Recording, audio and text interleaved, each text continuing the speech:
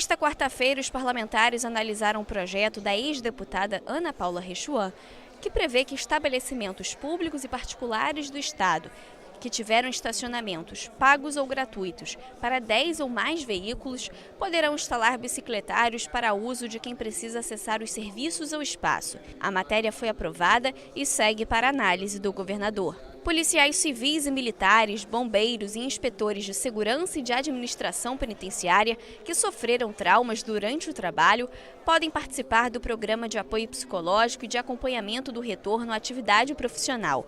A proposta da deputada Marta Rocha e do ex-deputado Flávio Bolsonaro.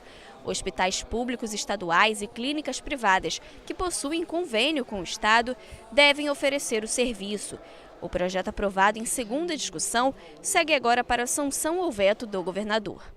Pacientes com câncer que fazem tratamento que provoque esterilidade poderão ter acesso a técnicas de reprodução assistida na rede pública de saúde do Estado. O governo poderá realizar parcerias ou firmar convênios com empresas para que o tratamento seja feito em outros locais quando ele não estiver disponível nos hospitais públicos. O projeto do ex-deputado Vaguinho recebeu 3 emendas e retorna às comissões técnicas. Obras realizadas em rodovias estaduais devem ser divulgadas para a população nos veículos de comunicação com pelo menos 48 horas de antecedência. O anúncio deve esclarecer o tipo de obra, o período de realização e sugerir caminhos alternativos aos motoristas.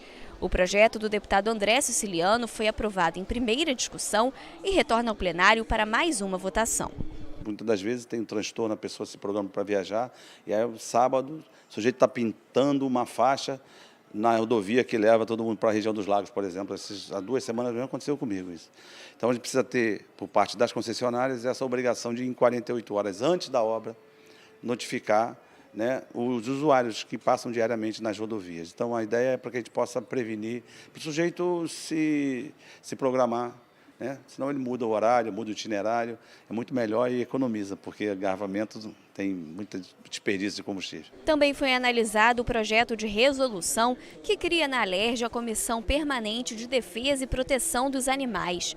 O projeto, que passou pelo segundo dia da segunda discussão, é assinado pela deputada Marta Rocha e pelos ex-deputados Milton Rangel, Paulo Ramos, Carlos Osório, Ana Paula Rechuan e Fatinha. A Alerj pode passar a receber sugestões de projetos de lei enviados pela população do Estado do Rio.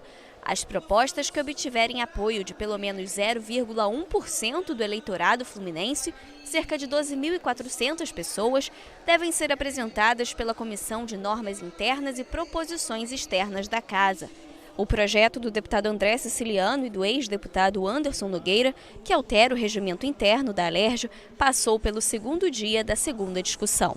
O sujeito vai preparar um projeto de lei e vai remeter via sistema, via página da internet, via site da Alerj, daquela proposição, da ideia da proposição.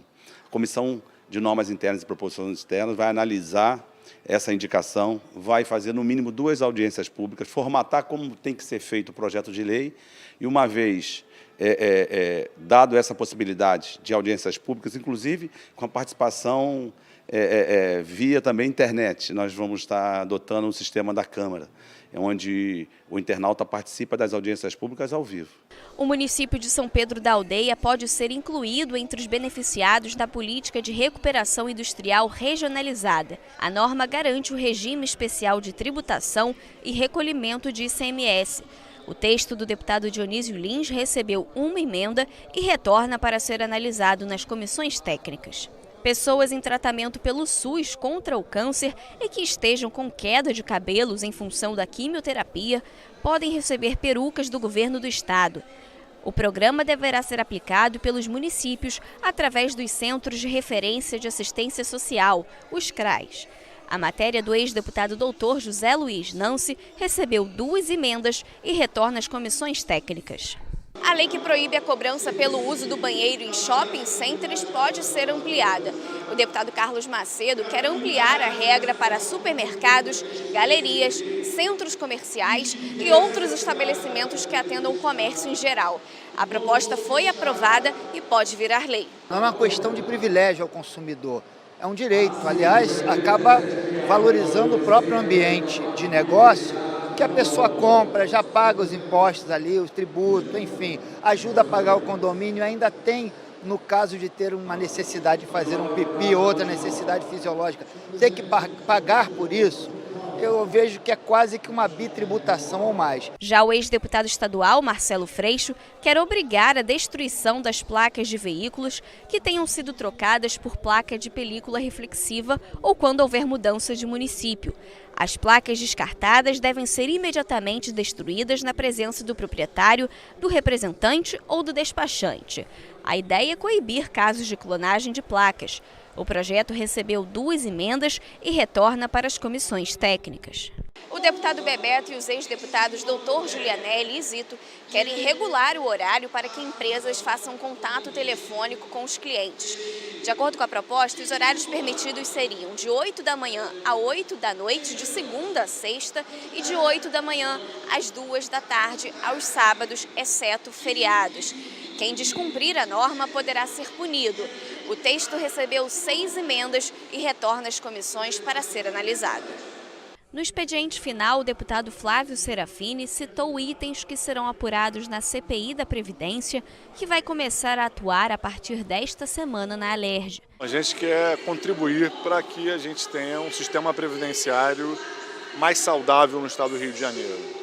E a gente já tem, através de relatórios do Tribunal de Contas do Estado, relatórios do Ministério Público, um mapeamento de uma série de condutas que foram lesivas à saúde da Rio Previdência. E a gente quer aprofundar a análise dessas condutas e procurar criar normas que evitem que se repitam esses mesmos erros e, ao mesmo tempo, responsabilizar os gestores que estiveram à frente desse processo. A deputada Renata Souza falou sobre a visita feita ao Hospital da Mulher, em Cabo Frio, que está sendo investigado pela CPI da Alerj, presidida pela parlamentar. Chegamos lá, haviam 10 pessoas, mulheres em trabalho de parto na fila. E elas relatavam que não tinha ali médicos para atendê-las. Então a gente viu isso em Cabo Frio, né? Quando a gente faz ontem a nossa audiência pública, ouvindo o diretor-geral e a diretora administrativa do hospital, a gente consegue ver contradições nas falas. Inclusive no sentido de, por exemplo, na hora de um parto tem um acompanhamento.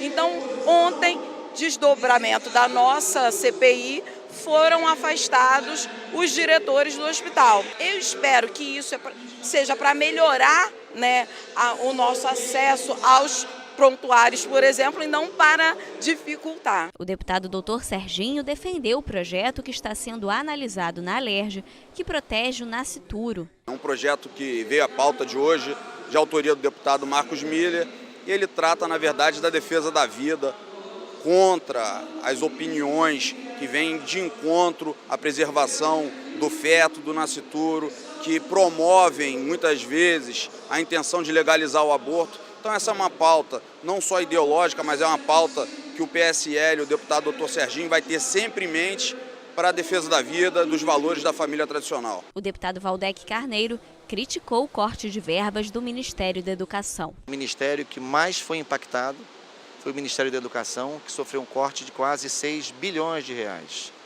no seu orçamento.